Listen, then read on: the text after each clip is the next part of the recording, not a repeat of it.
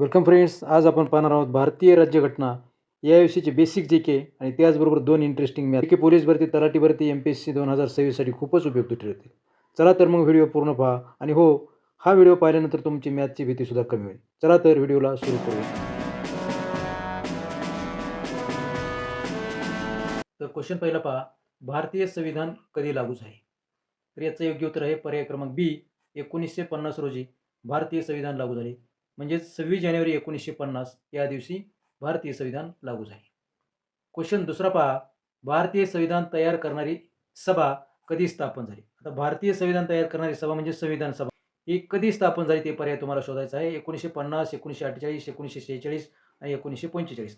तर याचं योग्य उत्तर आहे 1946. तर मित्रांनो, ही 9 डिसेंबर 1946 रोजी स्थापन झाली होती.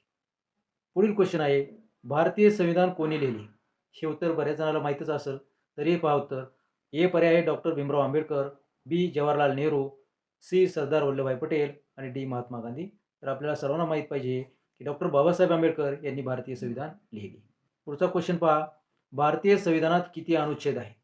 तर भारतीय संविधानात किती अनुच्छेद आहे ते लिहायचे. तर सुरुवातीला 395 अनुच्छेद होते, नंतर सुधारणा केल्यानंतर याच्यामध्ये किती झाले? 448. पुढचा क्वेश्चन पहा, भारतीय संविधान किती भाषा स्वीकारते? तर याचा पर्याय आहेत 21, 20, 19 आणि 22. तर योग्य उत्तर आहे 22 आहे. भारतीय राज्यघटना कोणत्या प्रकारची आहे? पर्याय ए आहे युनिटरी, बी आहे फेडरल युनिटरी म्हणजे मिश्र, आणि सी आहे फेडरल आणि डी आहे मेजॉरिटरी. तर आपली राज्यघटना ही मिश्र प्रकारची आहे, म्हणजे पर्याय बी हा करेक्ट आहे, फेडरल युनिटरी मिश्र. पुढचा क्वेश्चन आहे, फंडामेंटल राईट्सची संख्या किती आहे? तर फंडामेंटल राईटची संख्या किती आहे ते लिहायचे तुम्हाला उत्तर. तर संविधानात मूलभूत अधिकार जे असतात ते, याचं करेक्ट उत्तर आहे सी, आपलं बी 6. नंतर बदल करून आता सध्या किती झालेले आहेत? 12 झालेले. भारतातील संविधानिक दृष्टीने सर्वोच्च कोण आहे? लोकसभा, राष्ट्रपती, पंतप्रधान आणि सर्वोच्च न्यायालय. तर याचं योग्य उत्तर आहे पर्याय क्रमांक डी, सर्वोच्च न्यायालय. आतापर्यंत क्वेश्चन तुम्हाला कसे वाटले ते तुम्ही कॉमेंटमध्ये कॉमेंट करा. मध्यम आहेत का एकदम अवघड आहेत ते कॉमेंट करा. आता पुढील क्वेश्चन आहे, क्वेश्चन नंबर 11 नंबरचा पहा आता, की 15चा वर्ग, दोन मॅथचे क्वेश्चन घेतलेले आहेत आपण.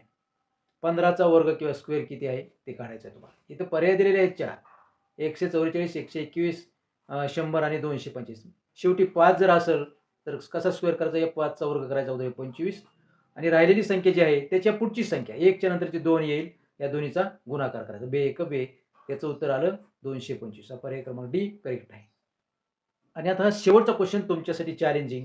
35चा वर्ग म्हणजे स्क्वेअर किती होतो? पर्याय आहे 1225, 625, 225 आणि 144. हे जे 4 पर्याय आहेत त्याच्यापैकी योग्य पर्याय शोधायचा आहे. तुम्ही याचं उत्तर स्वतः काढा आणि उत्तर कॉमेंट करा. आता इथं आपण याच्या अगोदर 25चा वर्ग पाहिला, इथं आता 35 आहे. कसं उत्तर काढायचे तुम्ही वरच्या प्रॉब्लेममध्ये पाहू शकता आणि त्यानुसार उत्तर काढा. मित्रांनो, असेच मॅथ आणि जीकेचे व्हिडिओ पाहिजे असतील तर चॅनलला प्लीज सबस्क्राईब करा. So thanks.